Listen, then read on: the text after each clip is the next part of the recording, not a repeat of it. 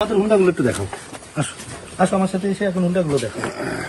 তোমরা আশুলিয়া থেকে সবাই আসছো, তোমাদের মোবাইলগুলো কোথায়? হ্যাঁ আস্তে আস্তে তোমাদের মোবাইলগুলো কই? সবার মোবাইল আছে তোর সাথে? মোবাইল সবাই লেগে ফেলেছে না, তোমার মোবাইল।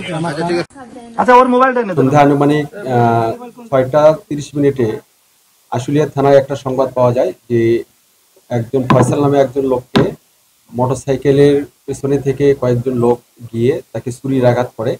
ছুরির আঘাত করার পরে ফয়সাল নামের লোকটার গুরুতর জখম হয়। যখন প্রাপ্ত হওয়ার পরে তাকে প্রথমে গণস্বাস্থ্য কেন্দ্রে নিয়ে যাওয়া হয়। সেখানে তার অবস্থা খারাপ দেখে চিকিৎসারত ডক্টর তাকে রেফার করে ধামরাই উপজেলার স্বাস্থ্য কমপ্লেক্সে।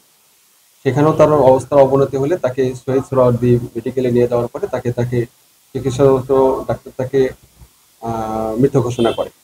এরপরে আমরা তার লাশটাকে আমরা উদ্ধার করার পরে পোস্টমর্টম শেষে আমরা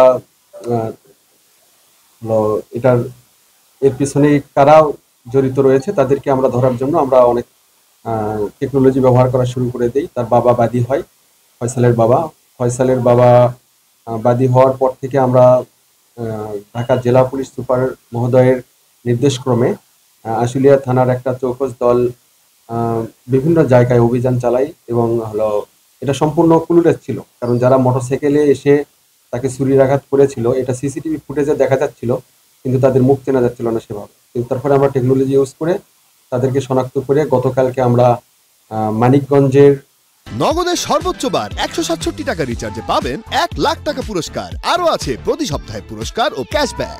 শিবালয় থেকে 4 জনকে গ্রেপ্তার করি এবং 4 জন গ্রেপ্তার করার পরে তাদের সাথে যে মোটরসাইকেলে উঠে তারা উপরে আঘাত করে সেই মোটরসাইকেল 3টা আমরা উদ্ধার করি।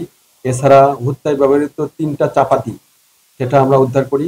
এছাড়া একটা সোরা উদ্ধার করি, কারণ সেদিন তাদের ব্যাপক জিজ্ঞাসাবাদে তারা স্বীকারোক্তির এই হত্যাকাণ্ডের সাথে জড়িত থাকার কথা স্বীকার করে। তারা বলে যে কয়েকদিন আগে জমি নিয়ে একটা দ্বন্দ্ব ছিল, সেটা 2টা গ্রুপ ছিল, একটা হলো শহীদুল আর একটা হলো শরীফুল। তো সেদিন সকালবেলায় শহীদুল গ্রুপের লোকজন মার খায় হলো শরীফুল গ্রুপের লোকের দ্বারা। তো শরীফুলের পক্ষের লোক ছিল হলো ফয়সাল। তো মূলত তারা এই শহীদুলের গ্রুপের লোক ছিল যাদেরকে আমরা গ্রেপ্তার করেছি,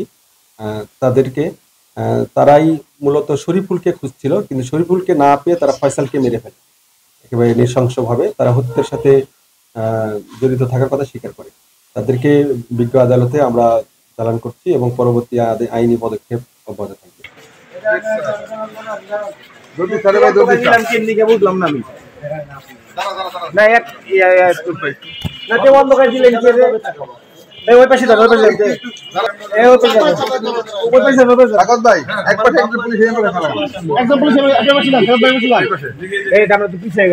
আর একটু পিছিয়ে আসি।